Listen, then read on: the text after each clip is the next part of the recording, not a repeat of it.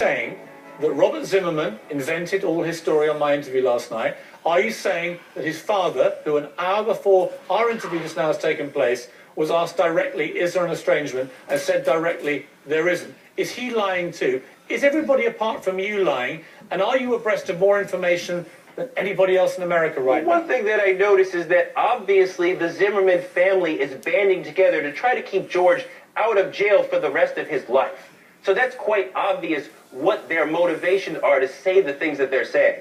I also noticed that between Robert, George, and the father, and the attorney, that there are not consistent stories being told. So we're not getting a consistent story that we can wrap our heads around. I mean, we have not heard before that he was actually going to Target instead of on the neighborhood watch. He's sort of reading some of the story from the Orlando Sentinel and making some of the other story up. And I don't understand why it's not clearer to you why this is a witness who needs to be treated a little more hostily and pushed back a little bit more, and why other people are not rushing to have him on their airwaves because he doesn't know George Zimmerman that well and they haven't spoken about this, which also Joe Oliver, who you quote, has admitted he's not spoken to George Zimmerman about this. So how is he telling us things that may or may not have happened that evening when he too has not spoken? These individuals are not spreading a consistent story. They're spreading misinformation, and this is not helping America at an incredibly difficult moment.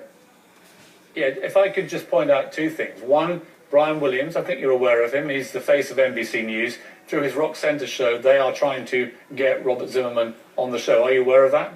That's not the information that I had 30 minutes ago. Okay. Maybe news has taken over for you. Secondly, you tweeted this. This was on the 19th of March. New slang, you're Zimmermanning me equals you're killing me. That's a pretty serious, responsible piece of journalism, isn't it, Torre? In the first days and the first weeks of the situation, what many people were doing, what I was trying to do in that, was to pile on and to say, hey, look, this guy is not doing the right thing. This guy has harmed somebody in our community. Some people misconstrued that, and I'm sorry about that, but this is an incredibly serious situation. And I understand. But so serious that you felt the need to do stupid jokes. Well, I mean, again, you're showing that you don't really understand America, because what I was trying to do there. No, I understand America very well. Something that we might call the blues, we might call black humor, not African American humor, but black humor, dark humor. These are things that are common in America, that sort of bluesy laugh to keep from crying. Because once again, another black person who is unarmed and innocent and not doing anything wrong has been killed. And this is incredibly painful and goes back before you were born and before your father was born and before my grandfather was born. So these are things that hurt as an American very deeply. And you are too new to this situation to fully understand what's really going on here and what's really at stake for America. What a load of fatuous nonsense you speak, Torre, don't you? You think you have the only right to speak about what's serious in America? You think that I don't have the right, as somebody from Britain who spent the last 6-7 years here, to address a story like this with the seriousness it deserves, with the responsibility? Yeah, you have the right. I have as much right as you do to have a comment on this. Understand what's going on here. What don't I understand? Allows you to speak about our most difficult and painful What don't I understand? Please. What don't I understand about America? You are showing clearly you don't understand the depth of the pain in the American soul that is at play in this situation. What a load of nonsense. Absolute nonsense. You clearly don't watch my show. You don't have to. No one's forcing you to. If you had watched my show, you'd have seen exactly the seriousness and responsibility that I brought to our coverage in the last week. Robert Zimmerman gave some fascinating new information. I'm not saying you take this case lightly, but there are notes, subtleties, nuances. There is a depth of history within this that you can't possibly understand. Do you believe that George Zimmerman murdered Trayvon Martin? Yes. So you've already tried him? You've convicted him? Well, you found him guilty of murder? You asked me what I think. And you called me? You called me an irresponsible journalist?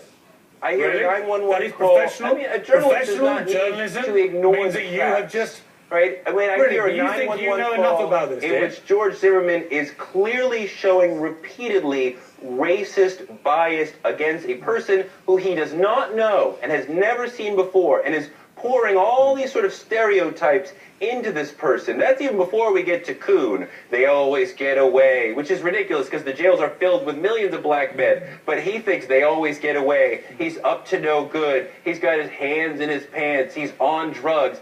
It's a 17-year-old boy walking down the street talking to his girl on the phone. None of those things are true, but he's already said all those things. And then we have the other 911 call, which I imagine will probably be extraordinarily damaging if we ever get to a court of law, where we hear someone screaming, which clearly sounds like a young boy and not a 200-something pound, 28-year-old man with a gun. A person, however, is screaming, there's a gunshot, and there's no more screaming. That sounds to me pretty damning, and it reminds me of the face of Emmett Till bashed in the coffin, where we see here's evidence of a black body being destroyed wrongfully, innocently, and the justice system, of course, not coming to his aid. Well, I've raised many questions about the justice system, the legal process. As anyone who's watched the show the last week knows, what I haven't done is convict George Zimmerman because I haven't seen all the facts yet. You berate me for a lack of professional journalism, but you just said that you believe he murdered him. You have a very biased, one-sided opinion of this based on your assessment of the limited amount of facts that we have at our disposal. That is your prerogative. I don't challenge you. I simply say that as a fact. You also think it's okay to do stupid, dumb jokes, mocking, what did you call it? Zimmermanning me? You're killing me? So we are different people. I like to think that I'm a professional journalist, Torre. I think that you are something else. But I appreciate you joining me tonight.